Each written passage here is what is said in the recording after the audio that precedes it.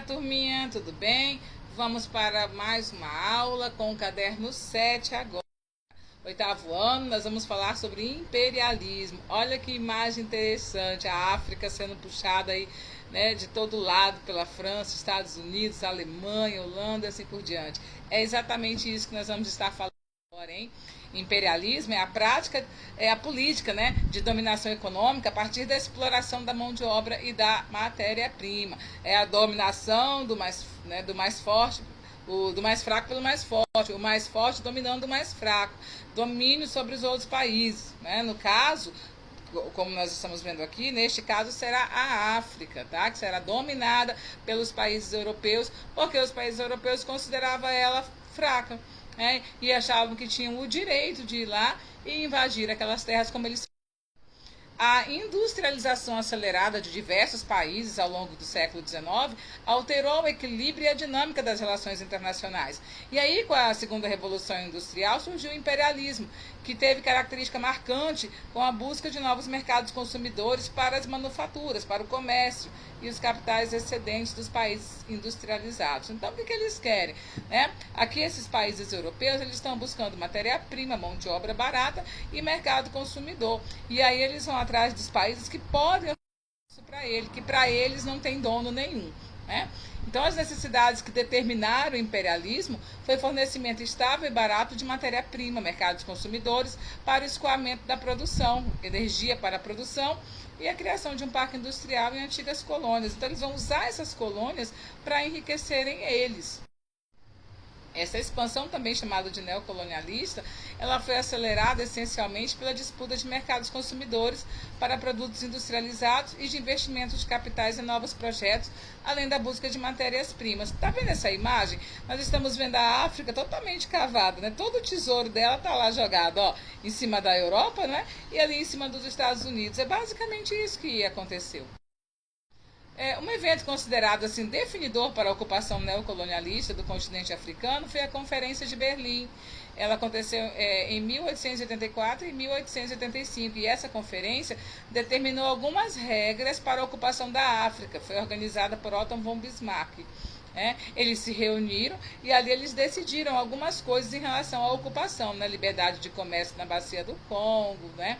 E assim por diante, livre navegação e assim por diante, para que ficasse bom para eles. Eles estão se organizando para repartir a África, como está mostrando aí nessa chargezinha também. O neocolonialismo no continente africano foi justificado pelos europeus como missão civilizatória para encobrir seus interesses econômicos nesse território. Além disso, o neocolonialismo era baseado em inúmeras teorias raciais do período, destacando-se entre elas o darwinismo social. Partindo de uma leitura incorreta e racista da teoria da evolução das espécies de Charles Darwin, o darwinismo social defendia a existência de raças humanas naturalmente superiores a outras. Então, o darwinismo social, ele como eu coloquei aqui para vocês verem, um nome dado a várias teorias da sociedade que surgiram na Inglaterra. É uma tentativa de se aplicar o darwinismo nas sociedades humanas. Descreve-se o uso dos conceitos de luta pela existência e sobrevivência dos mais aptos para justificar políticas que não fazem distinção entre aqueles capazes de sustentar a si e aqueles incapazes de se sustentar. Eles defendem, né, a superioridade de uma raça como a outra. Absurdo, né? Por mais que retrocedamos na história, acharemos que a África está sempre fechada no contato com o resto do mundo. É um país criança envolvido na escuridão da noite, aquém da luz da história consciente. O negro representa o homem natural em toda a sua barbárie e violência. Para compreendê-lo, devemos esquecer todas as representações europeias. Devemos esquecer Deus e as leis morais. Esse fragmento de texto é um indicador da forma predominante como os europeus olhavam, observavam o continente africano no século XIX.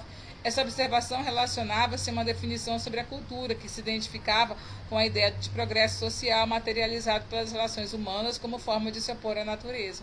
Eles achavam que eles tinham o direito de ir lá e explorar aquelas pessoas, porque consideravam os africanos sem alma, sem religião nenhuma, inferiores a eles, por causa do darwinismo social, eles se consideravam superiores, tá? E aí eles viam a África desta maneira. Aí Ocorreu a Conferência de Berlim, como nós já falamos, né? Onde Otto von Bismarck ele vai criar algumas regras para definir essa exploração da África, tá? E ele vai debater algumas questões importantes, inclusive relativas à livre navegação dos rios Congo e Níger, né? Que nós já comentamos. Então, vai declarar a livre navegação desses rios, estabelece novo direito colonial baseado na ocupação efetiva dos territórios, né? E a partilha da África pelas potências europeias. Então, a Conferência de Berlim, como essa imagem muito nos mostra, marca então essa partilha, essa divisão da África entre as nações europeias. Olha aí, as nações europeias todas repartindo um pedacinho da África, né? Isso aí que aconteceu, isso é o imperialismo. A expansão capitalista do século XIX ficou conhecida como imperialismo, e o domínio dos países europeus sobre a África e a Ásia foi denominado de neocolonialismo. Através do imperialismo e do neocolonialismo, as elites econômicas e políticas inglesas construíram a imagem de que eram o modelo de cultura e civilização a ser imitado em todo o mundo. E é isso que a gente vê, né? Que a Europa, os países europeus, os norte-americanos, eram aqueles exemplos de civilização. Tá? E era isso que eles queriam passar. Que por isso eles poderiam explorar os africanos, porque eles não eram, de acordo com eles. O comércio do ópio é feito pelos ingleses. Este povo, não tendo do que viver na sua terra, procura escravizar os outros povos. Olha, esse texto foi elaborado por um chinês e foi dirigido ao imperador na época, né? E ele vai falar da sua inconformidade de ver esse país ser colonizado, né, dessa forma pelos ingleses. Ele vai falar, olha, esses ingleses, não tendo do que viver, vai procurar escravizar os outros povos. A expansão neocolonialista do século XIX ela foi rápida, foi acelerada, essencialmente pela disputa de mercados consumidores para produtos industrializados e de investimentos de capitais para novos projetos, além da busca da matéria-prima. Basicamente foi isso. Eles estão buscando um lugar onde ele pode pegar matéria-prima, principalmente sem pagar nada, né? Mão de obra barata ou escravizada e mercado consumidor. Tá bom? Bom, gente, é isso aí. Um beijo para vocês e até a próxima.